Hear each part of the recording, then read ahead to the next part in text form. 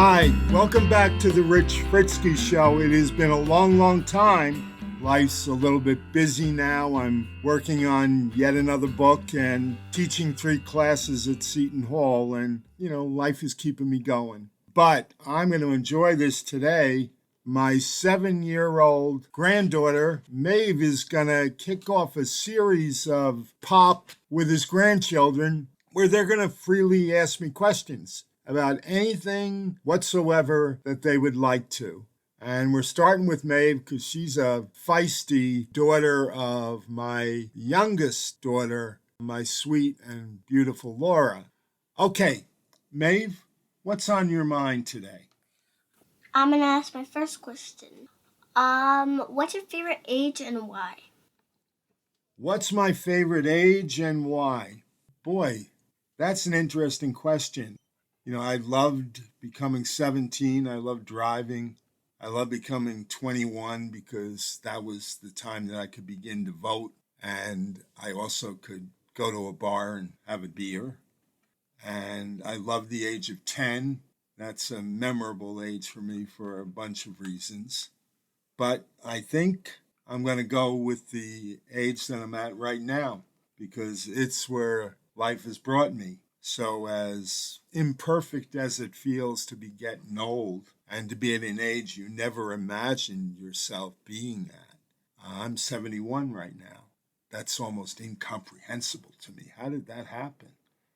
And yet I think about all my cousins and my brothers and my family, and we're all moving forward together. And so too are my children.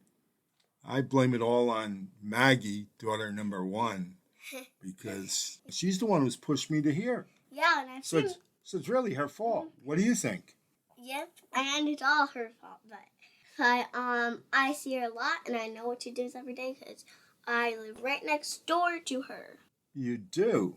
Okay. Yes. She's very busy, right? Yep. Teaching. Classes, 8th grade. Milking the goats.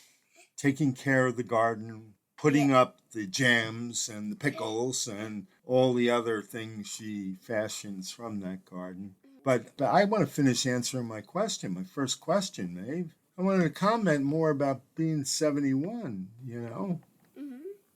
I guess the big thing is when I came home after I was away, when I was very, very sick, before you were born, Maeve, I never thought that I'd see 70. I never did. I couldn't have imagined that because I had so many ailments and so many problems and so many things to worry about. I thought that I had already gotten a gift and I was on borrowed time. So I'm happy to be 71. Okay. Okay, where are we going now, Maeve? I think we're going to the question, what's a funny story when you were a kid? A funny story when I was a kid. Boy, where do I want to go with that? I think I'll go to the tale that I often tell because it's always the first one that comes into my mind. And it's not a memory that I'm particularly proud of because you don't want to talk about being in a fight with your brother. The truth is we very rarely, if ever, I don't remember me having a physical fight with any one of my brothers growing up. But Bobby and I, Bobby, who went home early. He passed away some 14 years ago. Bobby was just 1 year older than me, and we got into this brouhaha in the attic, and we were just yelling back and forth, and I remember for some reason I picked up a shoe, and I flailed it right at his head. So that was getting physical. I fired the shoe right at his head, but Bobby ducked, and the shoe smashed the window to the attic looking out on the backyard. And the shoe and the glass that was falling out, they fell right where my dad was at the time. What was his reaction? Well, I knew what my dad's reaction was going to be. We were still in the days. My dad could be pretty tough when we were young, and that's what makes the story funny. That's why Bobby actually said immediately when he ducked and the glass broke and the window broke and he realized Dad was right outside, that Bobby immediately said, "I didn't mean to duck, Rich. I didn't mean to duck." Because he knew I was going to get it, and That was in the days when my dad would actually spank us, and you never look forward to that. And it was always a bit traumatic, and that would end soon enough. Mhm. That way of being for my dad would end soon enough, but it was never easy back then. So Bobby almost cried. Mhm. Well, the part where you said he would spank you, that wasn't the funny part. That was not the funny part. The funny part was that Bobby said I didn't mean to duck. Like he should have let the shoe smash him in the face. You know? Yeah. Yeah, that's what he meant. Okay, I have another question. What does it feel like to be the fourth kid out of 7 kids? Boy, that's an interesting question, Maeve, and I wouldn't have expected that question. I was the middle child. There are books written about the middle child, and the middle child, for me early on, particularly in my high school years, anything that went wrong in the house, anything that was missing, any crime that was committed by we children that wasn't solved or acknowledged, my dad would always blame me. I think it came with being the middle child. You'd catch all the crap, you'd catch it. But the tables would turn on that later on in life. I would come to grow extremely close to my dad, even though when I was young, I resented him. How did you feel about that, though? I didn't feel good about that. I'm not proud of thinking about that, but I felt good about what would happen later on, and I felt good about my dad's coming back to us in a way. And I'll try, if I have time, I'll talk about it later on. If not, I'll talk about it next week. But should I say my next question? Sure. Why did you want to write a book? Well, I've written a number of books. I wrote one where I commented upon having 12 children, and that was called It Isn't Cheaper by the Dozen Anymore. And we self-published that when I was sick, actually, and I didn't even know it was being done.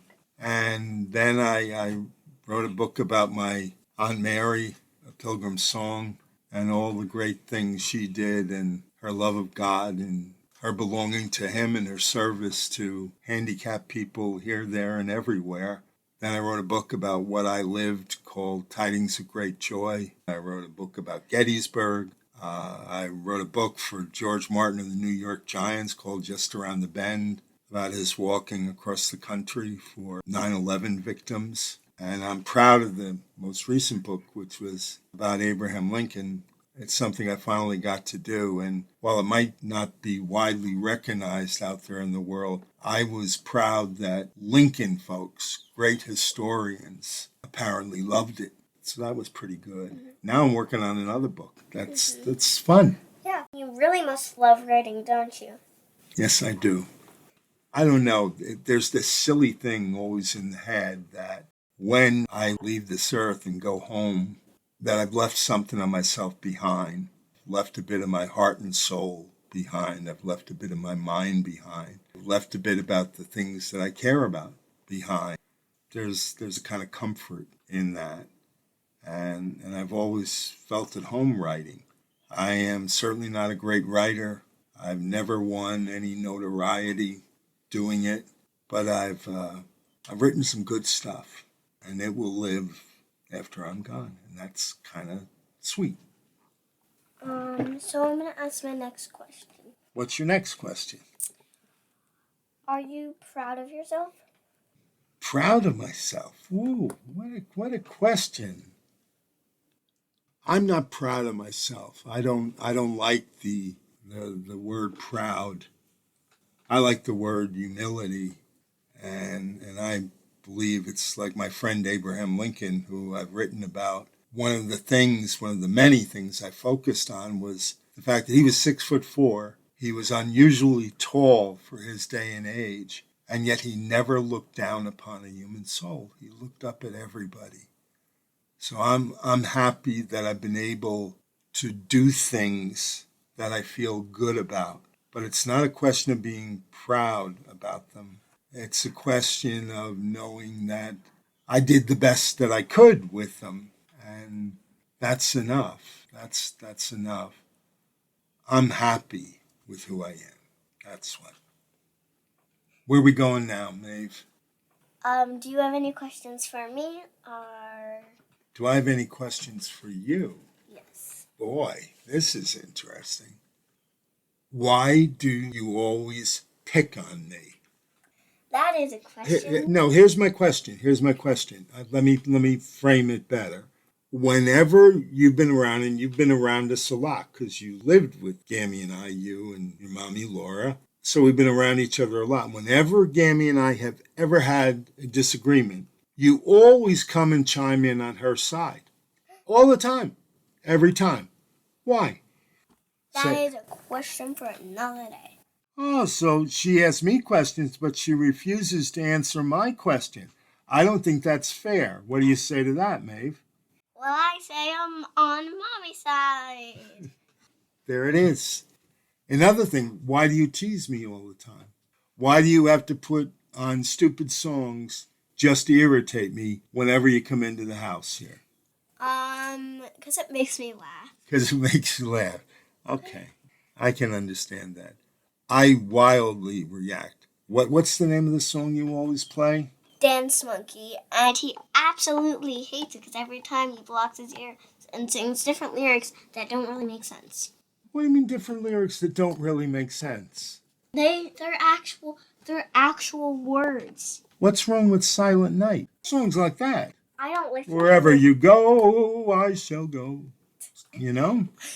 Real winners. Real popular songs. Well, that song is really popular because a lot of people on YouTube give that like 10 million subscribers on YouTube. 10 million? Who has 10 million subscribers? That Certainly. song. That song, Dance Monkey? Yeah. Oh, Jesus. Dance Monkey has 10 million subscribers, huh? After this podcast, we are listening to that again. Oh, boy. Here we go. One last question.